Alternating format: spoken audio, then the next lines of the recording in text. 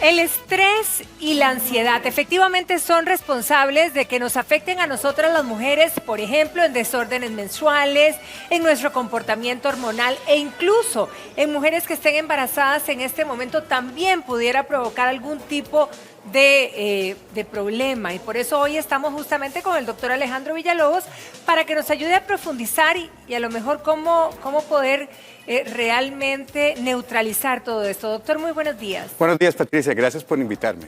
Gracias a usted. Doctor, ¿cómo de verdad puede el estrés impactarnos de esa manera tan negativa en todos estos aspectos? Sí, por supuesto. Sí, claro. El estrés es la toxina moderna. Vamos a ver y te cuento, vamos a ver para tratar de explicar cuáles son las consecuencias en el cuerpo que ocurren en una persona estresada.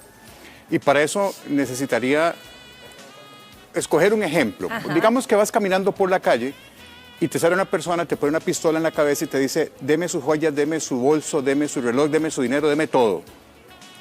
En ese momento en donde hay un temor real, tu organismo se prepara automáticamente por una reacción hormonal para una reacción que se llama reacción de lucha-huida. El organismo empieza a liberar básicamente tres hormonas, que es el cortisol, la adrenalina y la noradrenalina, que son hormonas que intervienen en que tu organismo se prepare por esa situación de temor intenso real.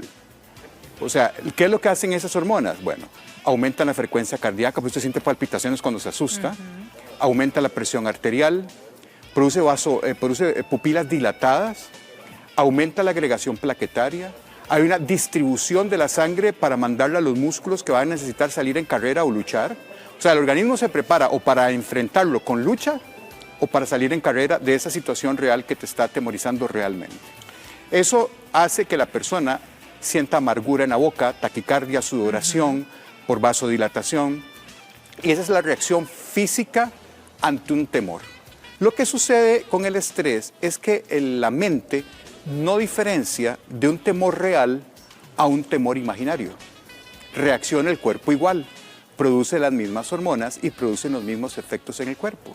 Entonces una persona que está estresada mantiene niveles altos de estas hormonas que en forma crónica se convierten en agentes de daño corporal.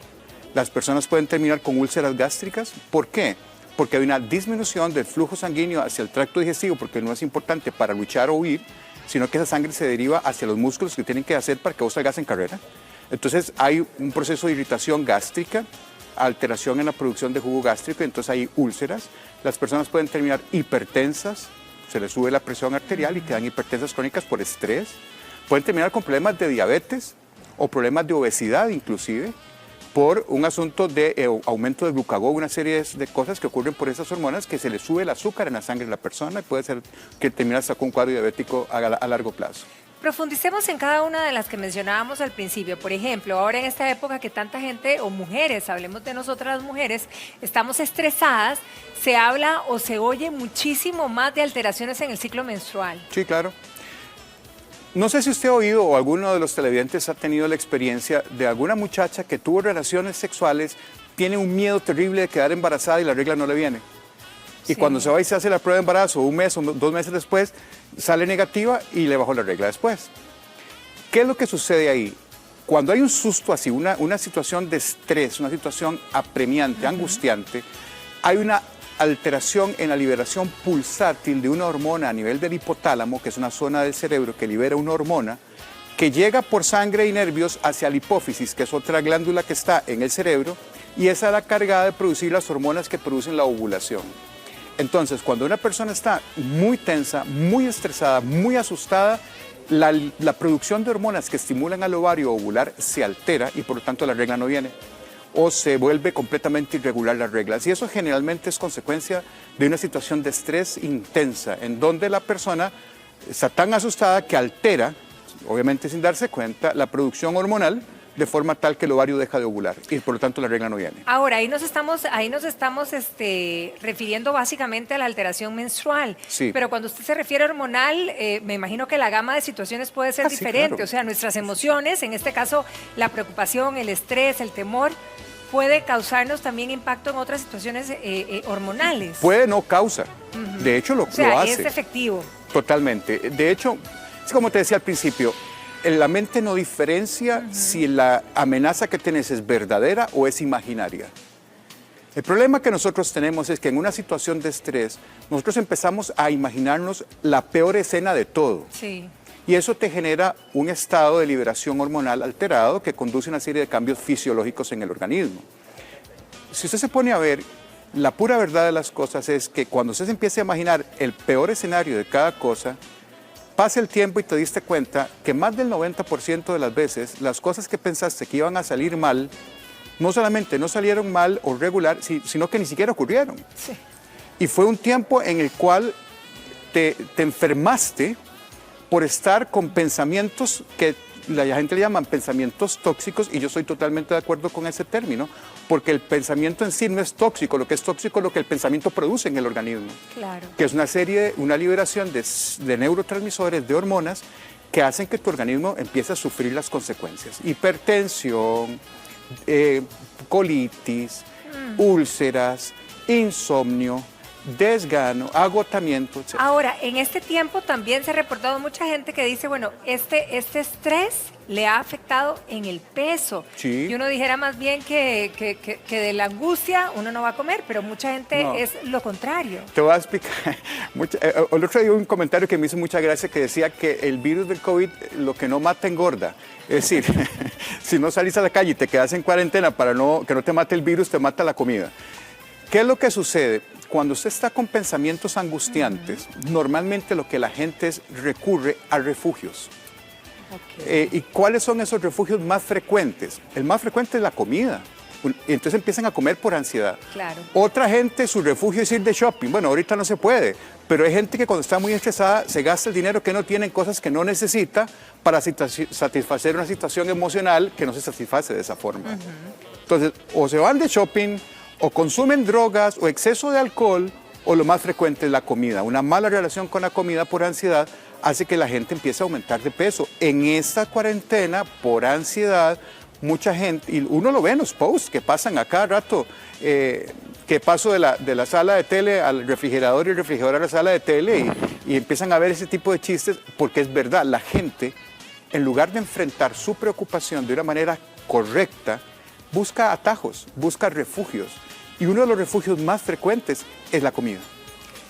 Ahora, una de las preguntas que pudiéramos hacernos muchas mujeres, sobre todo en esta época, ¿verdad? Y en cualquiera que nos genere muchísimo estrés, es que pudieran desencadenarse sintomatología de la menopausia precisamente por eso. No desencadena síntomas menopáusicos. Lo que desencadena son síntomas que recuerdan a los síntomas que pueden ocurrir durante la menopausia. A ver, deletreme. Vamos a ver. Los síntomas menopáusicos son debidos a carencia hormonal. Correcto. O sea, cuando la mujer ya no tiene óvulos en los ovarios, ya no produce estrógeno ni progesterona, eso desencadena una serie de síntomas en la mujer típicos de la menopausia. Calores, bochornos, resequedad de piel, resequedad de vagina, pérdida del deseo sexual, etc. Hay algunos síntomas producidos por el estrés crónico que pueden simular los efectos que produce la menopausia. Por ejemplo, puede ser que no le vuelva la regla. Por una situación de estrés importante, puede ser que no le venga la regla. Puede ser que esa falta de ovulación le reseque la vagina. Puede ser que ese estrés crónico le produzca un estado mental alterado, entonces está con insomnio. Claro. Entonces son síntomas que pasan en la menopausia que podrían ser asemejados en un proceso de estrés, pero por otra razón. Okay. No por menopausia. Pero si estamos en menopausia, ¿también se pudieran alborotar? Claro, por supuesto. Ok, entonces, ¿qué podríamos recomendarle a todas las mujeres que nos están viendo hoy que se identifiquen con algunas de las situaciones, ¿verdad? Con el desorden en nuestra regla, con el desorden hormonal, con síntomas alborotados, falta de sueño, bueno, tantas cosas negativas que hemos mencionado. ¿Qué puede ayudarnos, doctor, a nivelarnos? Bien. En esto del estrés, la única forma de poder ayudarnos a nosotros mismos es tomar conciencia de lo estresados que estamos y de la razón por la cual estamos estresados. Mucha gente trata de evitar y hacer de la vista gorda lo que está pasando y busca los refugios que yo te estaba diciendo. Claro. O sea, se refugia en comida, se refugia en shopping, ahora que no se puede ir a las tiendas en forma presencial, entonces empiezan a comprar por internet. Y empiezan a buscar refugios, licor, es otra cosa. Ahorita que estaban hablando de una posible ley seca, se acabó el licor en los supermercados, todo el mundo salió a comprar para abastecerse, y si no, eso está igual que cuando gastaron toda la plata en papel higiénico, o sea, uno no le encuentra el sentido. Pero son refugios. Entonces, el primer paso que usted tiene que tomar en cuenta es ser consciente de que hay alguna situación que le esté estresando y cuáles son esos pensamientos que usted está teniendo como consecuencia de ese estrés. O sea, si está estresado del punto de vista económico, bueno, ¿cuáles son? Si está estresado porque un trabajo lo está perdiendo, ok, no se refugie en la comida, acepte esos pensamientos y contrólelos. ¿Cómo? Bueno, cambiando el foco. Si usted se enfoca solo en las cosas negativas y usted se hace preguntas inadecuadas, va a obtener respuestas horripilantes. Es decir, por ejemplo, ¿y qué pasa si mañana el jefe me quita el trabajo? ¿Y qué pasa si no me alcanza para pagar la casa y me la quita el banco? ¿Y qué pasa si ya no tengo para pagar el carro? ¿Y qué pasa? ¿Cómo le voy a dar de comer a mis hijos? ¿Y qué pasa? Y si usted se está haciendo esas preguntas equivocadas, ¿y por qué digo que son equivocadas? Porque está partiendo de supuestos negativos. Usted no sabe si eso va a pasar. Tan posible es que pase como que no pase. Pero si usted se enfoca en las preguntas equivocadas, las respuestas lo van a generar temor y estrés cada vez mayor. Y pasa el tiempo, y todos aquí somos conscientes, que si usted vuelve la vista atrás y vuelve a ver su vida, la gran mayoría de las cosas que en algún momento te atormentaron, Temió, sí. no pasaron. Ni siquiera fue que pasaron a medias, es que el 90% de las veces no pasan. Y te enfermaste 2 meses, 3 meses sin dormir, viendo para el techo a las 2 de la mañana, pensando en cómo vas a resolver una situación que no existe.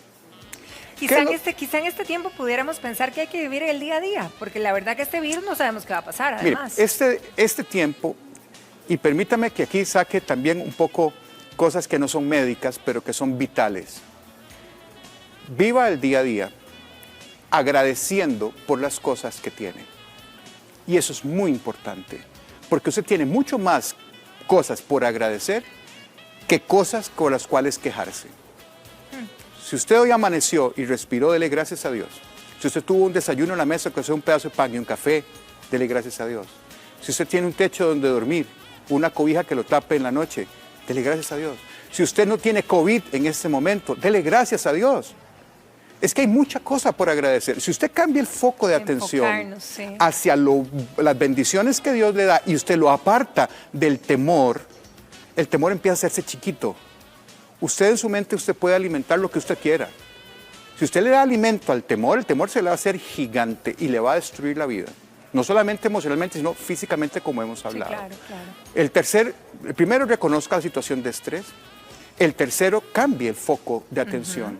Viva el día a día, pero con gratitud. Porque si usted no abraza la gratitud y enfoca su mente hacia las otras cosas, entonces ahí va a empezar a crecer el temor. Usted va a lo que usted le alimente, eso va a crecer y va a dominar su vida. La otra cosa es, haga las preguntas correctas.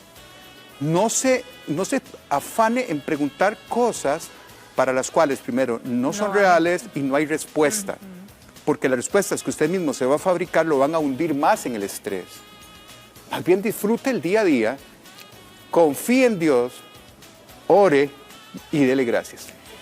Doctor, hay muchas mujeres jóvenes en este momento preguntando que qué pueden hacer porque ellas están con desórdenes, menstruación, síntomas diferentes, sobre todo mujeres jóvenes. ¿Qué podemos recomendarle a este grupo? Bueno, lo primero que hay que obviamente es descartar que no haya asunto orgánico, ¿verdad? O sea, sí necesariamente están con problemas hormonales serios, con trastornos menstruales, que atrasos de regla 3, 4 meses, acné, exceso de vello, aumento de peso, etcétera. Obviamente hay que descartar algún problema orgánico. Claro. ¿Verdad? Una vez descartado el problema orgánico y usted dice, bueno, esto es una situación disfuncional, es decir, que no es un quiste, un tumor de ovario, sino que es un asunto disfuncional, es un asunto hormonal, hay que buscarle el origen al asunto hormonal. Y muchas veces, escarbando, nos damos cuenta que el asunto hormonal está desencadenado por una situación de estrés. Entonces hay que manejar el estrés. Porque lo que tienes que manejar es la raíz del problema. Los síntomas se recuperan solos cuando usted recupera la parte inicial. Entonces, sí es importante primero descartar algo orgánico, que efectivamente no tenga un quiste en un ovario, que efectivamente no tenga un tumor de útero, que efectivamente no tenga un tumor ovárico. Y si desde el punto de vista ginecológico el examen físico es normal, y lo que están teniendo son trastornos disfuncionales, hay que buscar el origen de la disfuncionalidad. Ahora, doctor, mucha gente también se está preguntando, porque siempre o muchas veces se habla de la importancia de la vitamina que nos da el sol, ¿verdad? Y entonces en estos prolongados encierros, mucha gente no se está exponiendo al sol por lo menos un ratico. ¿Esto puede traernos algún impacto? Ve, la vitamina D es una vitamina que se necesita para la absorción del calcio alimentario a través del intestino. La exposición al sol es necesaria porque la vitamina D se activa, su forma activa ocurre en la piel por efecto de la luz solar. Si usted no se asolea, no te estoy diciendo que tienes que quemarte a la 1 de la tarde y mediodía, no se trata de eso, sino que no recibe un poquito de sol, la vitamina D no se activa y entonces la absorción de calcio a nivel intestinal se ve comprometida. Sin embargo, en nuestro país tropical es muy poco probable que ocurra hipovitaminosis D por falta de sol. Esto ocurre, por ejemplo, y hay un estudio muy interesante de las pacientes que consultan por infertilidad que utilizan burka en estas religiones musulmanas. La principal causa de que la mujer no ovule en este tipo de etnia es precisamente hipovitaminosis D. Qué curioso, porque andan cubiertas protegido. totalmente, no pueden salir de la casa si no tienen la burka puesta. Entonces, esta gente sí definitivamente no se expone al sol. Lo que se necesita de exposición solar realmente es poco tiempo diariamente, y nuestro país es un país tropical con un sol maravilloso que todo el mundo se solea de alguna u otra manera. Entonces, la causa principal en nuestro medio de hipovitaminosis D no es falta de sol, es probablemente falta de ingesta alimentaria. Y lo podemos ver en pescados como salmón, como tilapias, algunas vegetales tienen vitamina D, y en ocasiones pues hay circunstancias en las que necesariamente tenemos que suplementarlo. Ahora, doctor, cuando hablamos de hormonas, sabemos que las hormonas afectan tremendamente nuestro estado anímico también, Sí. ¿verdad? Y nuestro estado emocional también. Entonces uno dice, bueno, hay mucha gente hay muchas de nosotras mujeres que en este momento estamos, podríamos decir, achicopaladas, o ¿verdad? Por un término popular. ¿A qué podemos recurrir? Bueno, lo primero que hay que descartar es que ese achicopalamiento, si vale el término, realmente sea por un síndrome premenstrual. Ajá. Porque hay mujeres que después de que ovulan y antes de que le venga la regla, empiezan en un cuadro de depresión, de ansiedad, ¿verdad? Y entonces eso está debido a las variaciones que ocurren normalmente durante el ciclo menstrual. Hay que ver si los síntomas de ansiedad, depresión, irritabilidad, etcétera, se circunscriben a esa etapa del ciclo menstrual. Porque si no es así, muy probablemente lo que tienes es un cuadro depresivo crónico. Y ese es el principal diagnóstico diferencial que hay que establecer. Si lo que tiene es una depresión crónica que se exacerba antes de que venga la regla, o lo que tiene es un síndrome premenstrual puro. Okay. La diferencia es muy importante porque el tratamiento es diferente. ¿Hay posibilidad de, es decir, cómo se analiza esa diferencia? Qué Eso difícil. básicamente, no es tan difícil. Nosotros tenemos una cosa que se llama el COPE, que es el Calendar of Premenstrual Experience. Es un calendario de experiencia premenstrual en donde nosotros le damos a la paciente 3 meses a que anote los síntomas y le ponga un valor a los síntomas que va sintiendo todos los días del mes. Okay. Y entonces, característicamente, las mujeres que tienen, digamos, depresión, irritabilidad, llanto fácil, aislamiento, o sea, que se caen y tienen un cuadro depresivo crónico, eso ocurre a lo largo de todo el mes en diferentes intensidades, pero todo el mes. Las mujeres que tienen un síndrome premenstrual típico, esos síntomas no ocurren después de que baja la regla. O sea, desde que la mujer empieza la regla hasta los siguientes 15 días, la mujer está radiante, gozosa, feliz, vital, enérgica, todo brilla lindo. Ovula y los siguientes 15 días empieza a decaer y una semana antes de la regla está fatal. Baja la regla y se le quitó todo. Y vuelve otros 15 días radiante. Es muy claro, ahí es muy sí, claro. ahí es muy claro. Y eso es muy importante porque el tratamiento es distinto cuando se trata de un síndrome premenstrual a cuando se trata de un cuadro depresivo. Ahora, doctor, ¿qué pasa con las mujeres embarazadas que las habíamos mencionado al puro principio y no tocamos el tema? ¿Cómo impacta, digamos, el estrés también en la salud, verdad, al estar en este proceso? Como hablábamos al principio, las situaciones de estrés lo que te elevan son hormonas como el cortisol, la adrenalina, la epinefrina. ocurren varias cosas. Primero, que la mujer estresada, realmente muy estresada en el embarazo, puede terminar haciendo una hipertensión durante el embarazo si no fuera hipertensa. Puede tener problemas de intolerancia a carbohidratos o incluso una diabetes gestacional por el aumento de glucagón que produce el cortisol en forma crónica. Y eso impacta al bebé, esas dos cosas impactan al bebé, aumenta el riesgo de parto pretérmino, aumenta el riesgo de macrosomía fetal en el caso de las diabéticas o de restricción de crecimiento intrauterino. Sí hay afectación del feto por la condición materna. Ahora, se ha visto que los niveles de cortisol altos en la madre atraviesan placenta y llegan al bebé y el bebé maneja niveles de cortisol muy altos. De hecho, se ha visto un aumento en la concentración de cortisol en el líquido amniótico en los hijos de madres sometidas a una situación de estrés severa. ¿Qué consecuencias tiene eso para el bebé? En realidad prácticamente ninguna. Digamos que ese nivel de cortisol alto más bien nos puede ayudar a acelerar la madurez pulmonar del bebé, no tiene mucho impacto en cuanto al desarrollo y tal. Y cuando el bebé nace, pues esos niveles altos de cortisol que recibía de la madre, el bebé rápidamente los compensa con el cortisol propio por su situación de estrés al momento de nacer. Entonces, esa transición de nacimiento del bebé no se afecta tanto. Básicamente las afectaciones a nivel del embarazo son maternas en cuanto al estrés. Puede producir también contracciones uterinas.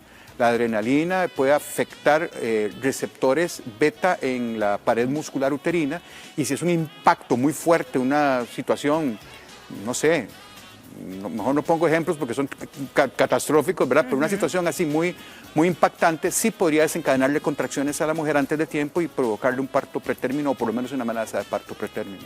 Bien, doctor, muchísimas gracias por analizar con nosotros todas estas situaciones y queda clarísimo. A manejar el estrés como sea que sea. Doctor, muy feliz día. Muchas gracias. Igualmente, muchas gracias a todos.